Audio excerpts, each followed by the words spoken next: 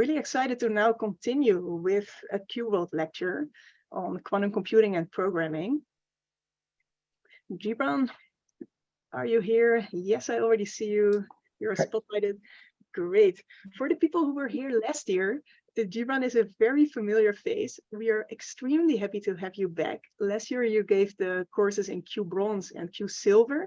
Now you do a little bit of repetition of QBronze and then take it further on the more practical algorithm side with QNickel.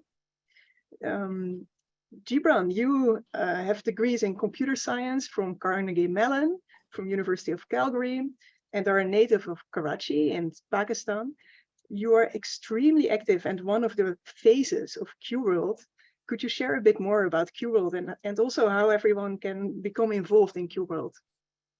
Thank you very much, Marlu. It's wonderful to be back. Hopefully my audio is okay.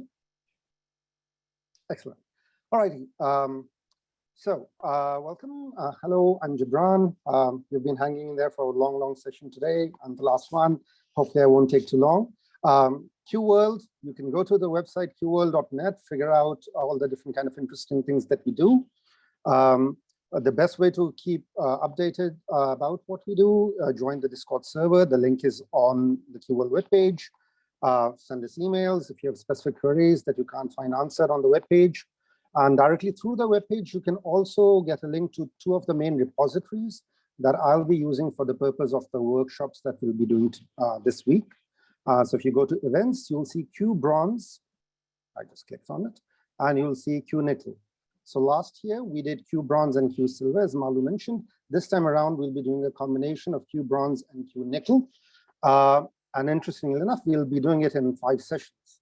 So it will be kind of much more concentrated. The content in nickel is less advanced than silver. It doesn't do Shor's algorithm, right? So it doesn't have complex numbers, so it's easier in that sense. But still, we've got kind of half the amount, half the duration. So things will be a bit more concentrated. People who've already seen bronze or seen some introductory material will find the first session or 2 familiar ground. But very soon we'll start into nickel as well. One thing to kind of keep posted is that we won't necessarily do all of bronze, then all of silver. I'll talk about it this soon as well. So this might cause a little bit of concern in terms of you doing the quizzes. So it's not as if first we do all the bronze quizzes and then we do all the nickel quizzes. Once we get started, I'll identify how I've distributed the different sessions, and hopefully that should allow you to figure out which day we've covered the content for which material.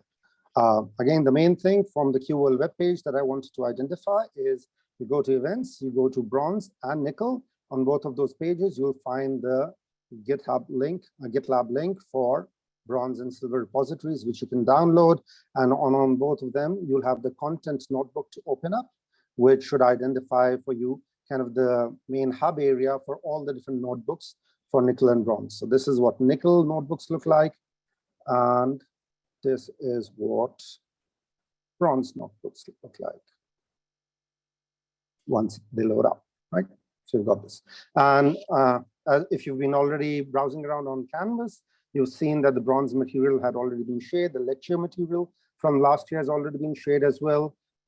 So hopefully some of you have already gone through them. If not, feel free to post your questions. Mentors are also available to answer queries on Discord. All right, so before I jump to my kind of slides, any questions about these 2 main repositories? Bronze and nickel, they look like this. Once you've got your environment set up and all that, you can start working through them. All right, so let me change my slides.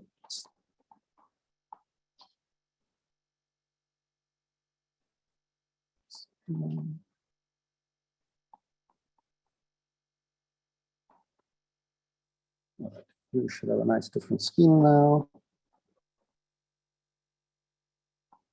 All right. The screen hasn't updated. Yeah, it's going on. All right, there it is. All right, so the first session today is basics of classical and quantum systems. And if you look at the bronze notebooks, you'll see that that's a big chunk of all of bronze notebooks. That's like first 2.5 days of sessions of content. I'll talk about how we can get through them essentially today. So this is all that we'll cover, most of it, during the lecture session today.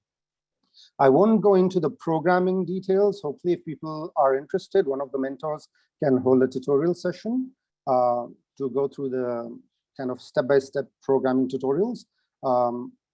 After day 1, day 2 tomorrow, we'll be doing entanglements and basic quantum protocols. So that includes things like teleportation, phase kickback, superdense coding.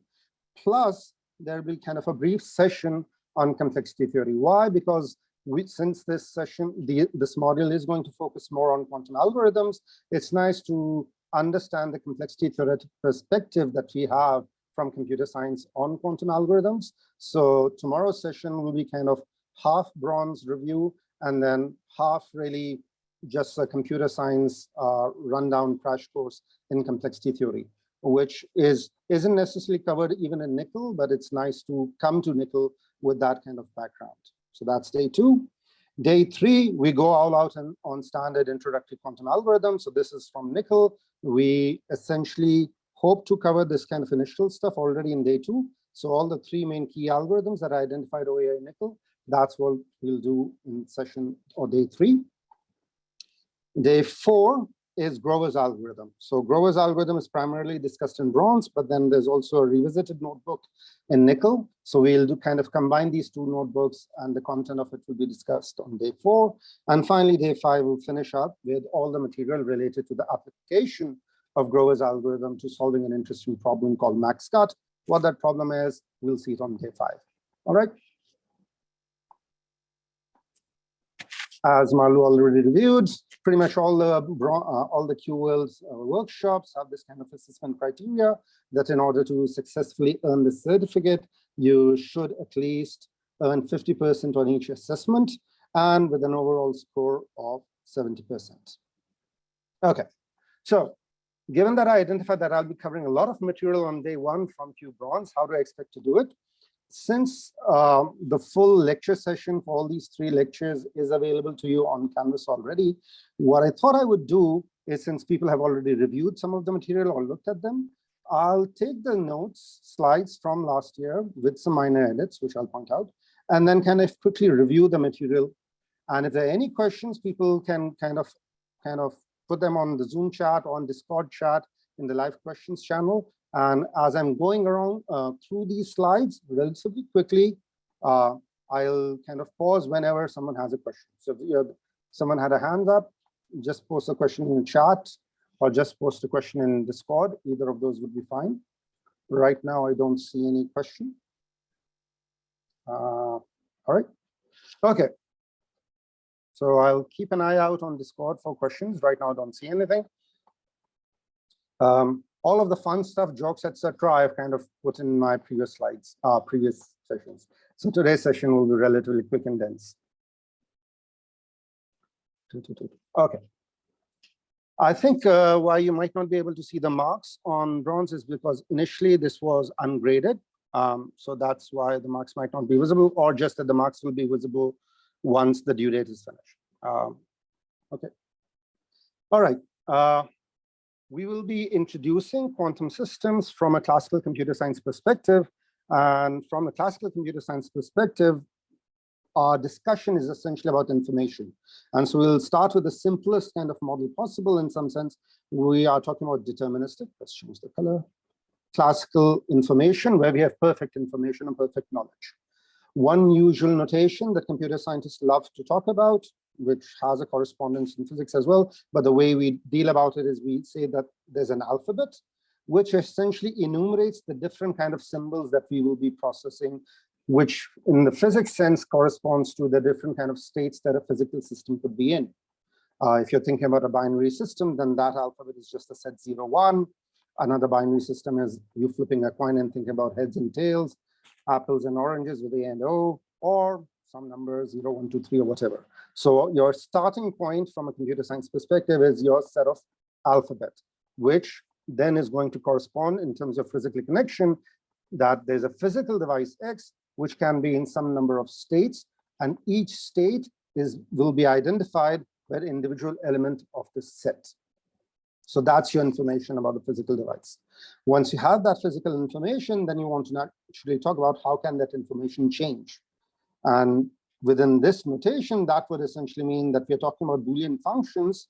If you think about this alphabet as the alphabet that we're working with, that we are talking about Boolean functions that map, i.e. a single bit to a single bit.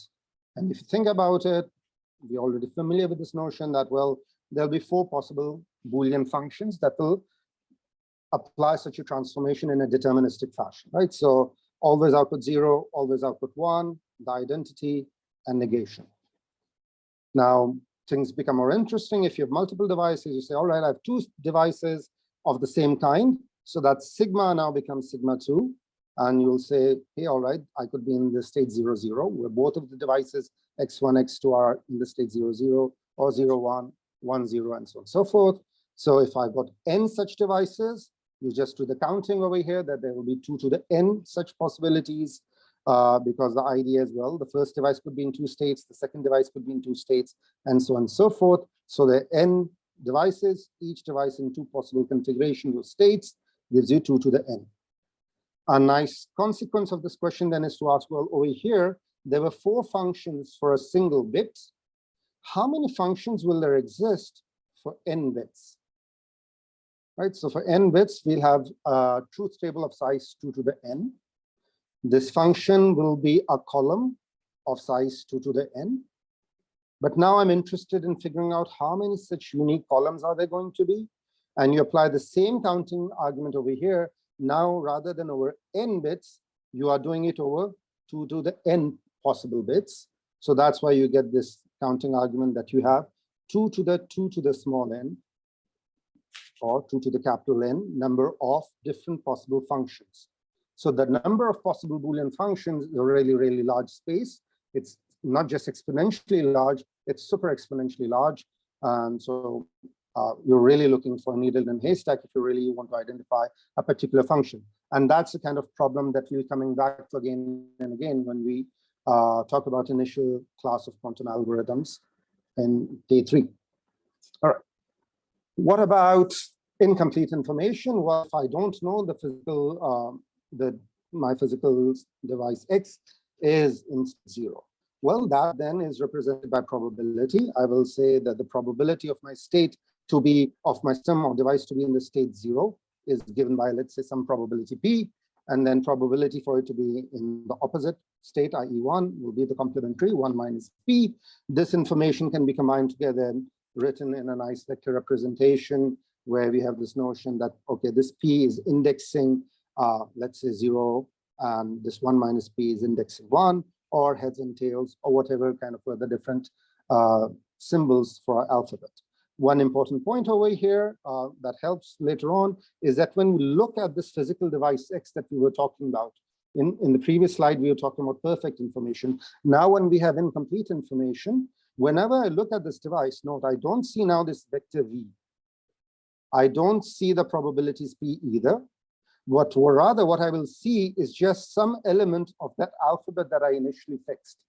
That I have a device X that can be some number of states indexed by some symbol small sigma in my alphabet.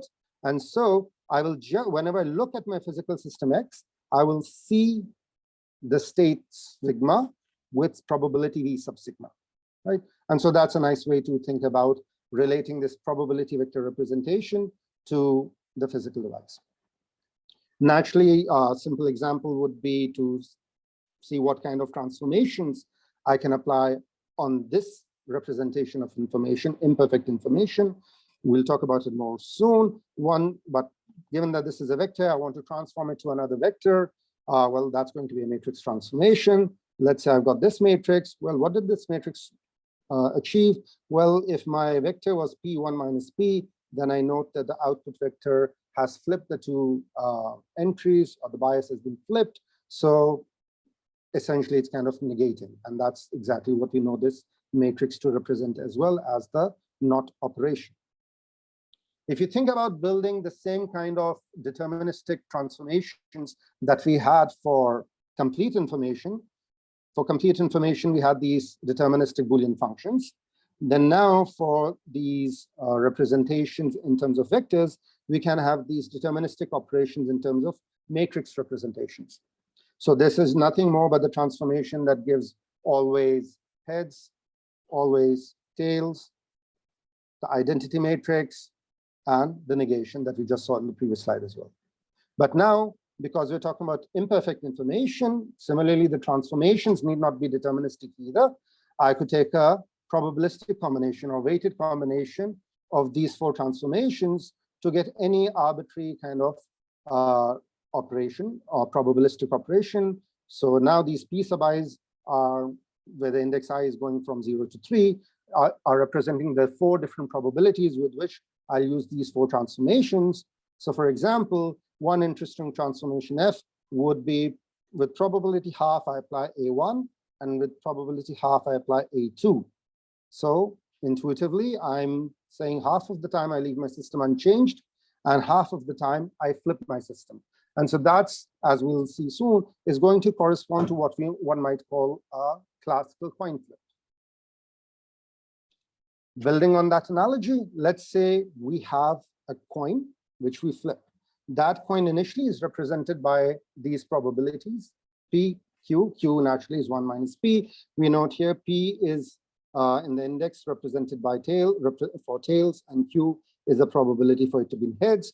And here is now a protocol that I'm applying to this coin. So now it need not be a fair coin. It's some coin with bias P. If after flipping the coin, I get a head, then I flip the coin again. But if after flipping the coin, I get a tail, I kind of deterministically just flip the coin over to head, right? So this is kind of the operation that I perform, or the protocol that I perform. What's the matrix representation for that going to look like? Well, this is the matrix, where if this was my initial probability representation of the coin that I had, the matrix representation is going to be this protocol is going to be a 2 by 2 matrix, tails and heads to clarify, identify the indices. The intuition that I'll have is the column heading is representing the state that I'm in, and the row heading label is identifying the label of the state that I will transition to. So given that the system was in tails, this entry over here represents the probability that the system will transition into the state tails, which if I note over here is going to be 0, because if the system is already in tails, then I deterministically go into the head state. I do not remain in the tail state. So that's why this vector over here becomes 0, 1.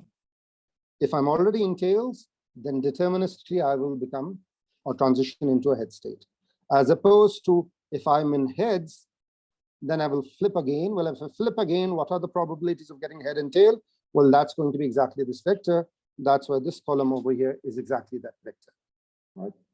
And so even though this protocol over here seemed like a little complicated to state, or even kind of not concise in some sense, but writing it out in terms of this 2 by 2 matrix allows us to identify a very nice representation of what the effect of this protocol of this transformation is going to be on the original vector.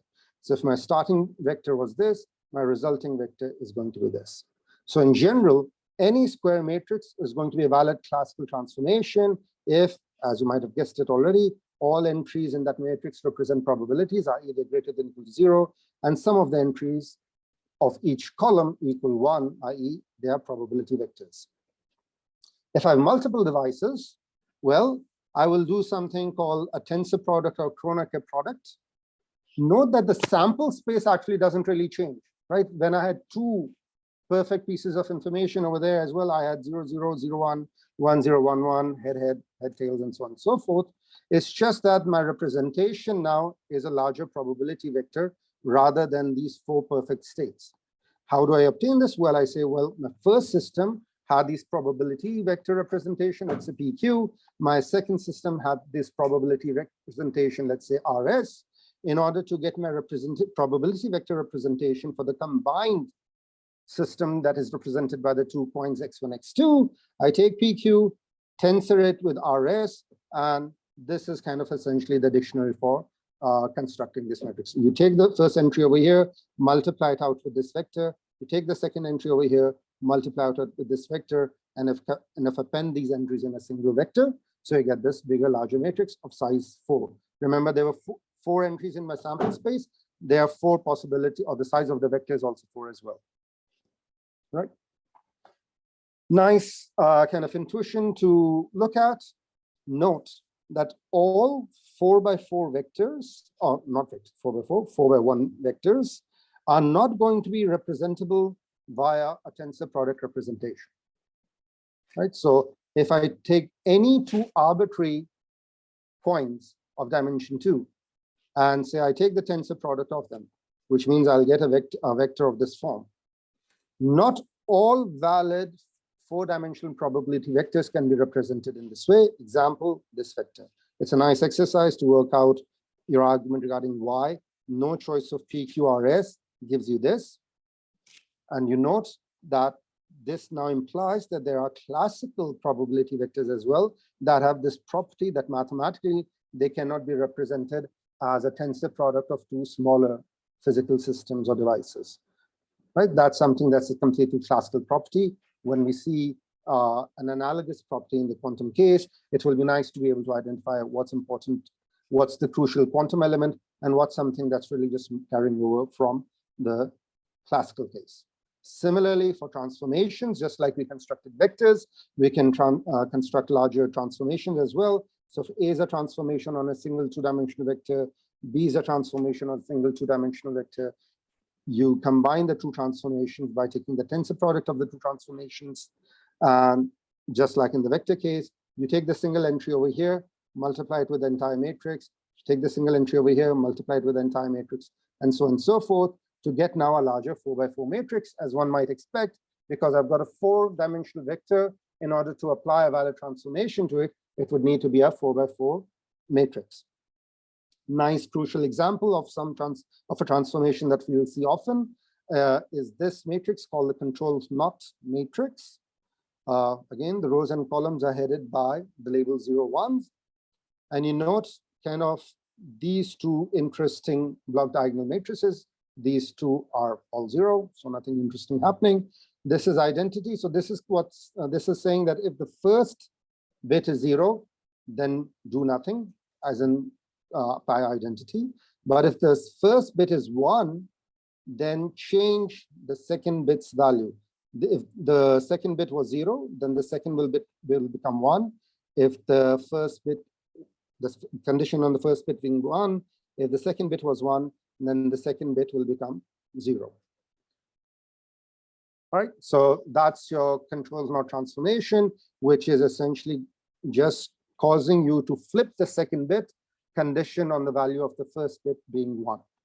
Right, and so you can verify that also by applying this matrix to your 4 standard basis vectors and see what the result of the transformation is.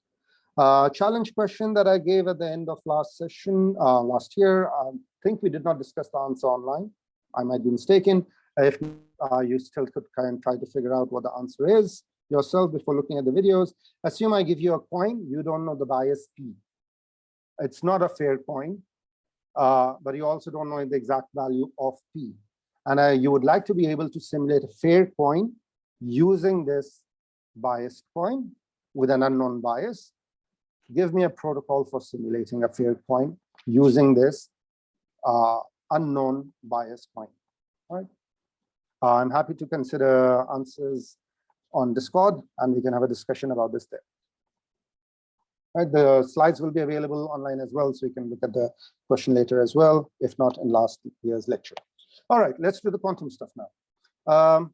Quantum mechanically, the central tenet, the central claim will be that the vector representation of incomplete information that I have, which was being represented by a probability vector, is now going to be changed by something called, let's say, an amplitude vector.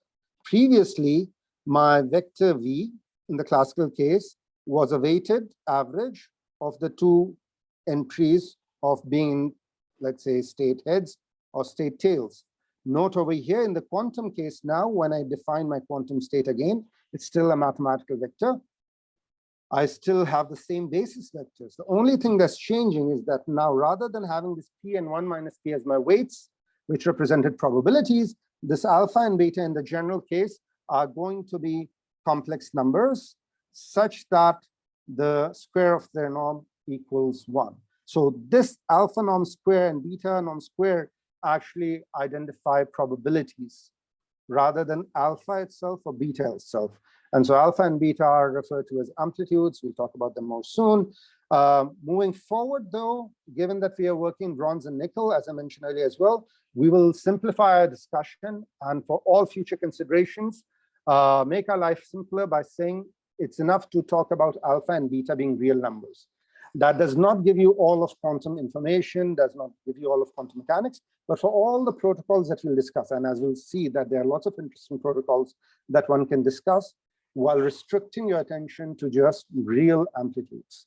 But just for the sake of completeness in our initial introduction, the two central tenets that are changing our classical information to quantum information is that this quantum bit now, rather than being represented as a probability vector, is more of an amplitude vector, where I'm saying that I take my basis vectors and multiply them with a scalar, which is going to be an amplitude. So it could be negative, and in general, it could be a complex number.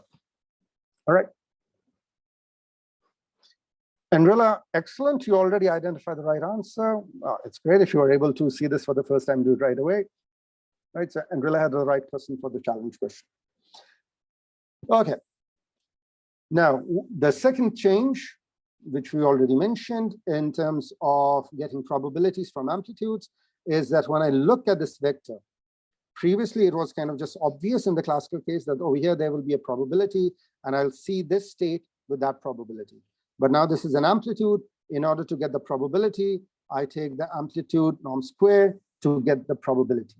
And so that for an arbitrary complex number, if alpha is a complex number a plus ib, the probability will be given by a square plus b square. All right. Same for beta. Now, if these were real numbers, then it makes your life simpler. You can really just say alpha square is the probability to see it in state heads or state 0. Beta square is the probability to see it in state tails. And that's exactly what we'll do now moving forward. We'll forget about these being complex numbers and just talk them about being real numbers. Given that they're represented as real numbers, another nice parameterization of these vectors can be just in terms of this angle theta on a unit circle, given the normalization requirement. So cos theta and sine theta are the two amplitude entries with the requirement that cosine square plus sine square equals 1, our beloved identity. All right.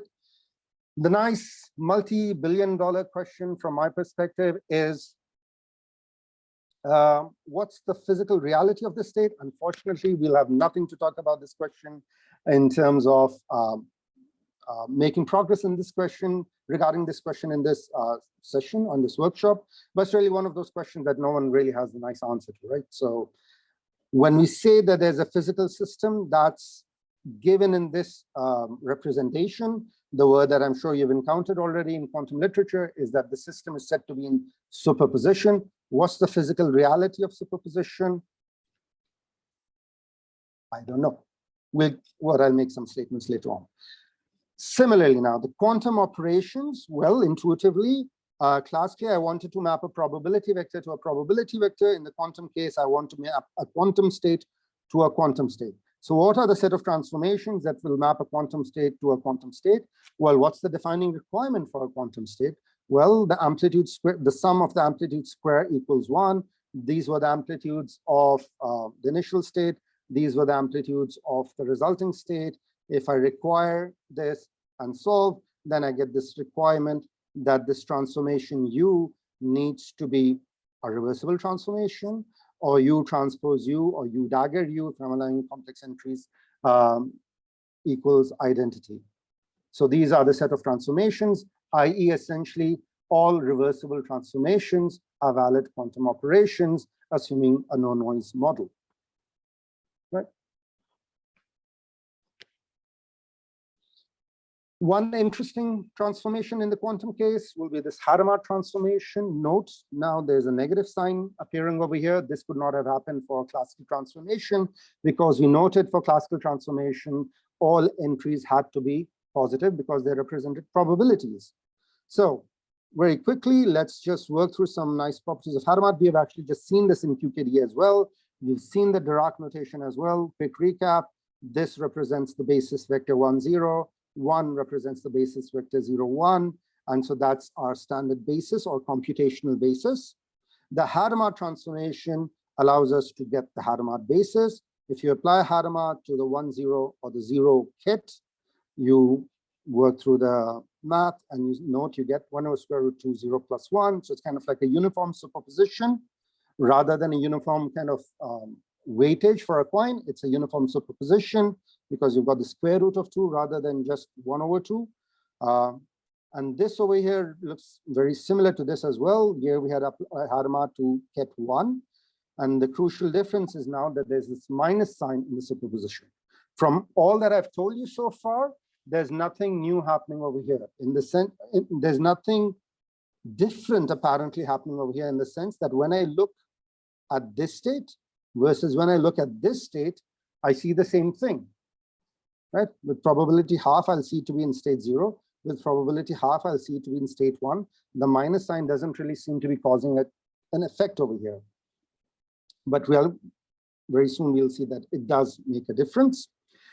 You want to contrast this Hadamard to the classical F that we had seen previously. The classical F was also kind of doing the same kind of preparation in the classical case. It was preparing for us this uniform coin or unbiased coin, right? So probability half 0, probability half 1.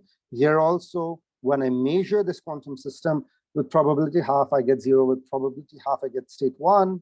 But there's something more happening over here, which we can try to get at by doing kind of these little quick point flipping experiments. So over here, I've got the standard 2 classical cases of, let's say I start with the state 1, 0, or I could also start with the state 0, 1. Doesn't matter. I start with heads or start with tails. I apply this classical transformation F, which quickly recall was just this half 1, 1, 1, 1. And I've got these 2 different examples over here. In one case, I'm just flipping the coin once. Think of this circuit, time moves left to right, as essentially just saying, this is my initial state. I apply this transformation and I get this. So no matter whether I start in heads or tails, if I flip using this transformation, I will get kind of this uniformly random bit. Now, doesn't matter whether I apply this transformation once or I apply this transformation twice. Just imagine doing this in your head, or if you've got a coin handy on your with you, just flip it right now. You flip the coin once, you flip the coin again, the result will be exactly this vector. Doesn't matter whether you chose to stop and see what the result of was the result of the initial coin flip over here. The result over here will be exactly the same as this vector, right? I hope I don't need to convince everyone of this. Should be relatively okay. Now, what's happening in the quantum case? Well, the quantum version of this goes through straightforward. I have either the state 0 or 1. I apply Hadamard to it. I saw in the previous slide, 0 via Hadamard will transform to the plus state. 1 via the Hadamard will transform to the minus state, right? I see a nice discussion going on the challenge question. Great. Now, what if I do the quantum version of this?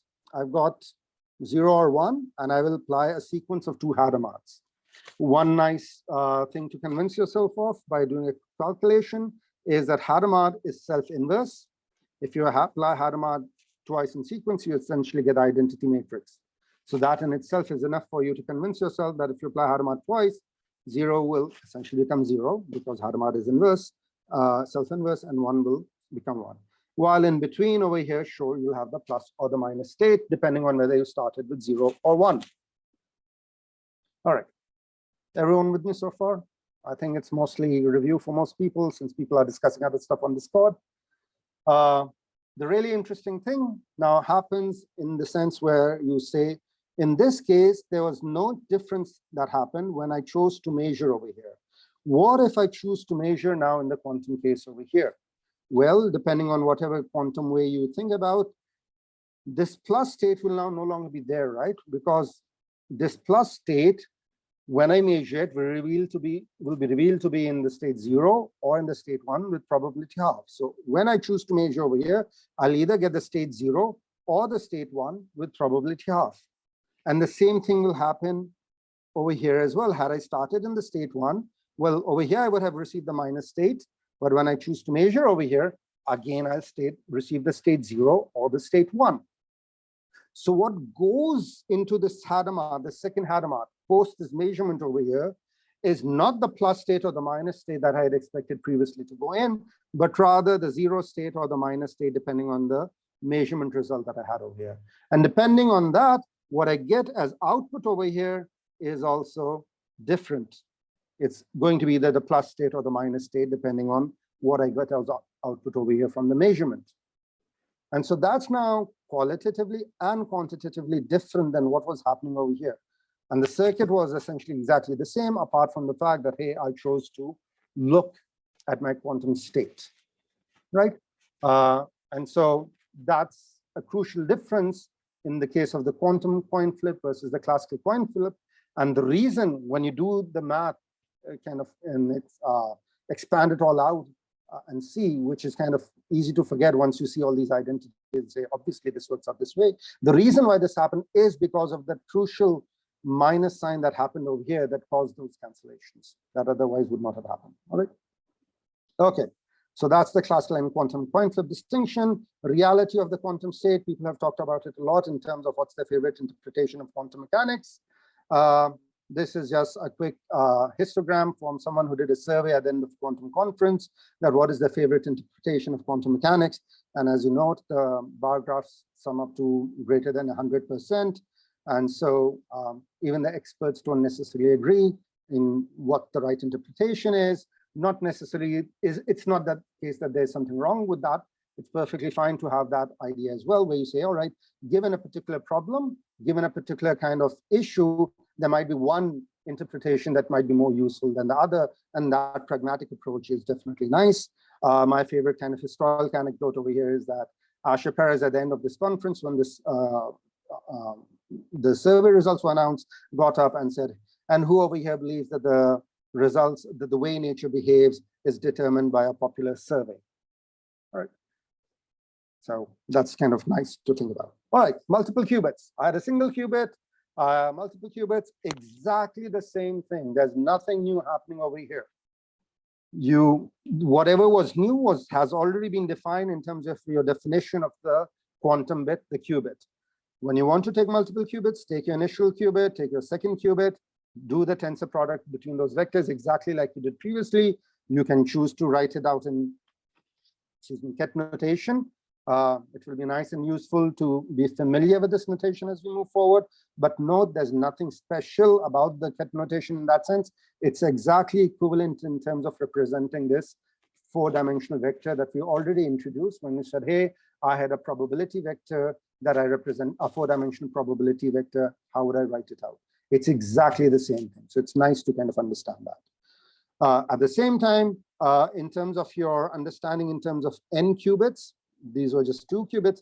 If I have n qubits and all of them, the system of n qubits, let's say this kind of capital psi, has this representation that I can indeed decompose it into individual n qubit systems tensored together, right? So it is not the case, as I talked about the classical case as well, that in this n qubit case, it is indeed the case that for this n qubits case, you can take this large vector of dimension 2 to the n and decompose it into these individual qubits tensored together. Then that case is what's known as a separable case, which is a nice easy case, because such a quantum system can be easily simulated because you just need linear amount of classical memory to simulate such a quantum system. So there's nothing, you don't expect a quantum advantage to happen for such a system. It's not going to show any kind of interesting quantum behavior because anything it can do, you can simulate quantum classically easily as well. And I emphasize this now because we'll come back to it towards later to identify, well, what are the cases in which we can expect a quantum advantage to occur, all right? So we don't expect a quantum advantage to occur when an n qubit system can be separated into its individual n qubits tensored together. The idea is that, well, you just store alpha 1, alpha 2, alpha 3, alpha n, and so on and so forth, and just keep doing the transformations on each alphas individually. There are only n such numbers, and so classically you just need to work with n numbers, and that will be enough. So the amount of repetition that's happening in the tensor product allows you to get a nice simple simulation, as opposed to when the system is not decomposable, as we'll identify later, then it's said to be entangled. All right. One nice way to view all these the transformations of a qubit is the result of the transformation on a unit circle. Recall that I mentioned that for our purpose, we'll be restricting our attention to transformations to real amplitudes. So for real amplitudes, your qubit can be thought of as just a unit vector lying on a unit circle, and the transformations are basically just going to be transforming this vector on a unit circle.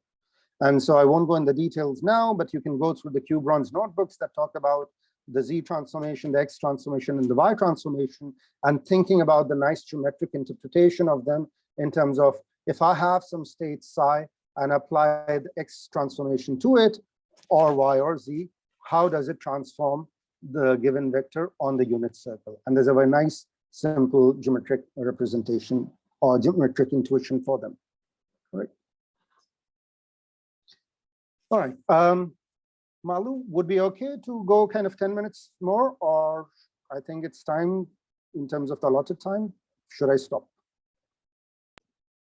Yeah, I think it's fine to continue a couple of minutes. Sure. Thank you very much. All right. It's nice because I want to get done with this circuit, which is the last thing I had for today, and then we can get started with the interesting protocols for next tomorrow's session. All right. So we combine everything that we did today to work through how does quantum transformation evolve in a quantum circuit, and notice then that quantum circuits can really do something non-trivial that one might not expect based on classical intuition. So here's my quantum circuit with 3 qubits now. The first qubit is initialized to 0.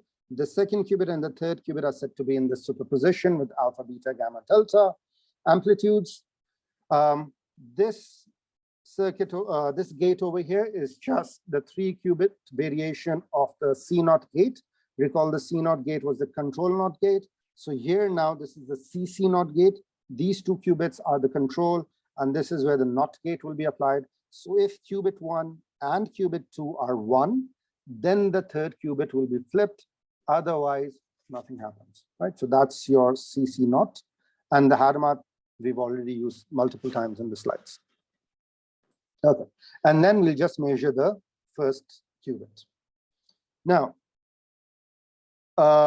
quick reading of the classical intuition of the circuit might read something like this.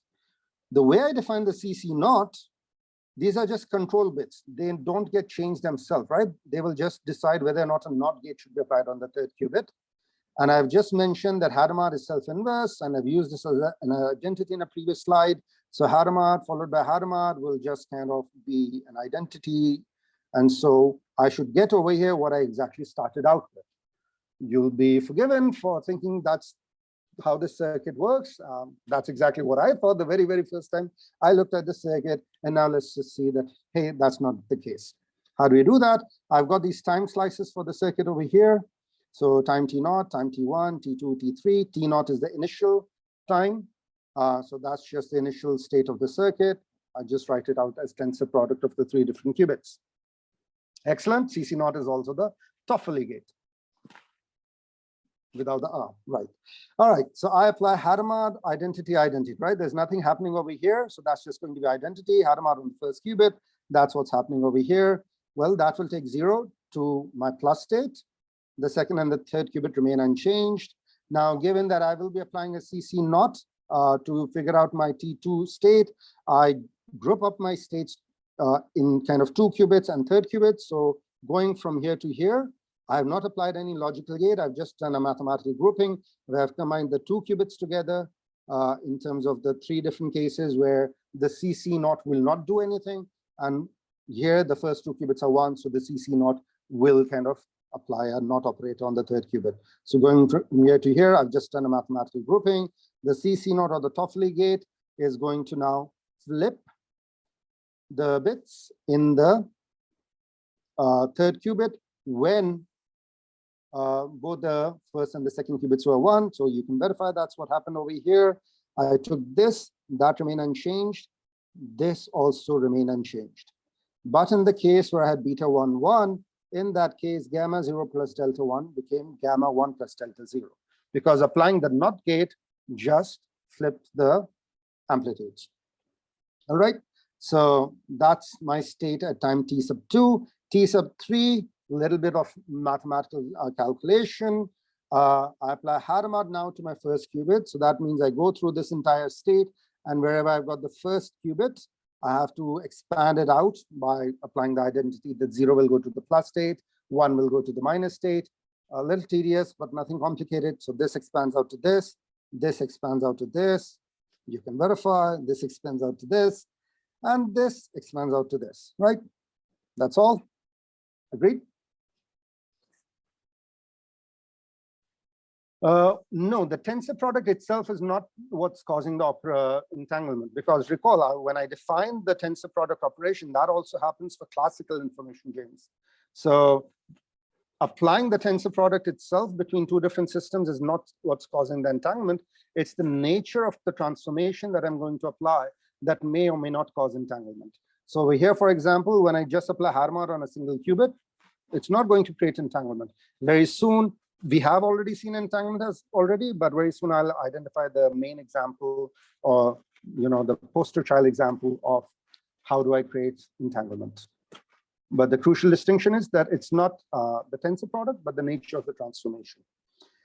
In this circuit already, in fact, we have entanglement already, but let's not try to unpack it at the moment, apart from the fact that we note now that when you do the calculation of applying Bloss Hadamard and do the mathematics of kind of expanding out everything, what kind of expansion that have I done going from here to here? I've essentially just combined all the three kets together, three labels in the kets together, and grouped up the amplitudes. So for some of the entries, I note now that there are kind of two different terms that happen. So for example, 0 and 0, there's a beta gamma and a beta delta. So it happens twice. So group them together. It happens for all of these different entries over here. Over here, I get a factor of 2 and so on and so forth. So coming from here to here, again, just mathematical simplification. So this then is the state I have at times t sub 3. Now, what's the crucial bit? What's the probability? That's a question I'm asking. What's the probability for the first qubit to be in state 1? Remember, when I started with this question, I said, well, obviously, the classical reading of the circuit says 0 will remain 0 based on what these operations are. But note, the first qubit is 0 here, 0 here, 0 here, 0 here. But no, it's 1 over here, 1 over here, with amplitudes that are not necessarily 0, right? So you take these amplitudes, assuming they're real numbers, square them out, and you get this probability as a probability with which you can get the first qubit to be in state 1. And that's really, really cool, right? So and what's really happened over here, it's the fact that these amplitudes over here are non-zero, like they won't be just 0 state or 1 states over here. Rather, for particularly chosen alpha, beta, gamma, delta, you can get really interesting behavior over here. As I argue over here, that in fact, it's possible to find values of alpha, beta, gamma, delta such that you will always find the first qubit to be in state 1. That's the answer over here. I'll leave it for you to work out the details, right? So that's kind of really fun. And I recommend people work through this example in detail and appreciate the fact of what's happening over here, and also for the second qubit over here. Okay, last bit. Where does entanglement, or how do I create entanglement? Here's this simple little circuit that will create entanglement for me. I initialize always my states in state 0. I can assume that's the case. Apply Hadamard to the first qubit. That will become a plus state. Now I apply a C0. So that's kind of after creating, so this created a superposition, having this qubit in superposition, and now applying this joint operation of a C0. And the interesting thing about the C0 operation is that the C0 operation can't be written as a tensor product of an operation on one qubit, tensor operation on another qubit. So I needed a joint operation in order to be able to create entanglement, not just superposition of a single qubit. So I needed this joint operation to get a vector that is entangled. Just like the C0 matrix cannot be decomposed into transformation on qubit 1, tensor, transformation on qubit 2, this circuit allows me to get a quantum state that is entangled, i.e., it cannot be written as qubit 1, tensor something, qubit 2. All right, and so that's what it means for a system to be entangled, i.e., it cannot be written as a tensor product. I'll have more to talk about it at the beginning of the session tomorrow. This is where I think I'll stop for today. Quick kind of recap, the main 3 things to take away from our session today. It's been a lot. A quantum system is this, i.e., a superposition with, for our purpose, real amplitudes. Unitary evolution is just all transformations that will map quantum states to quantum states, reversible transformations. In other words, U transpose U equals identity. And finally, measurements are basically just, you look at your quantum state and you see the amplitude hanging in front of that state, square that amplitude for our purpose because we have assumed they're real numbers. The square of that amplitude gives you the probability with which you will find that quantum state to be in the corresponding ket that you identified it with. Right, there's much more to say about it, but for the purpose of our workshop, this is sufficient for us to be able to talk about really interesting quantum algorithms. Thank you very much for sticking around for 12 more minutes. Amazing. Thank you very much, Jibran. Shall we walk through the next steps? Which quizzes apply to what you just said? What are the next steps to take on Canvas? Sure. I'm sharing my screen in 1 second. Here we go. Here you have the Canvas view, and the first step is doing the About Yourself quiz. That then gives you access to all the other modules and quizzes. And now there are 2 modules that apply to Jibran's lecture. The first one is 0 preparation module, basics of quantum and quantum computing. Right. And you see here 5 quizzes indicated for QBronze. Right. So, sorry, go ahead. Yeah, is here quantum algorithms and programming, QNICL. Yes, go ahead, Jibran. So as I mentioned, we'll be doing most of bronze today. So you can go up till quantum operators on a qubit. Note though, for all of this, you do want to work through the actual Jupyter notebooks as well, because of the dense nature of the session today, things like the structure of a Qiskit program and some details of the interpretation of quantum operators on a unit circle. That's discussed in detail in the Jupyter notebooks. You do want to work through those Jupyter notebooks first. Once you've done them, then yes, all the first 4 quizzes should be easily doable. And the overview is here available in Get Started. There you can read how to access the notebooks, how to install everything needed for QBronze. Right. And after getting started, you go to the first quiz, Classical Citizens and Introduction. And there you have all resources available. It shares the slides that Jibran just went through, which exercises to do from the Jupyter notebooks, and also last year's recording, which is a bit more detailed than today. And we will share today's lecture there too.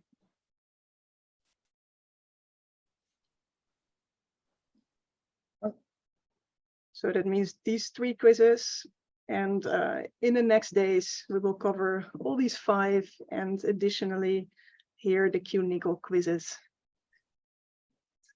Anyone who's tuning in for the first time, the remaining sessions will not be so dense. So today was definitely a crash course in quantum info, but hopefully you can go back and review the slower lectures Malu mentioned.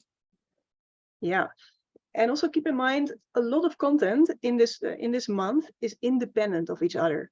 So if you thought after today, like, whoa, this was too difficult, the concepts are new for me, no worries. Join tomorrow. We will have an entirely different topic to start with, namely quantum sensing, about atomic gravimeters, how to measure gravity with such high resolution that you can even detect if a truck contains pillows or some some heavy metals.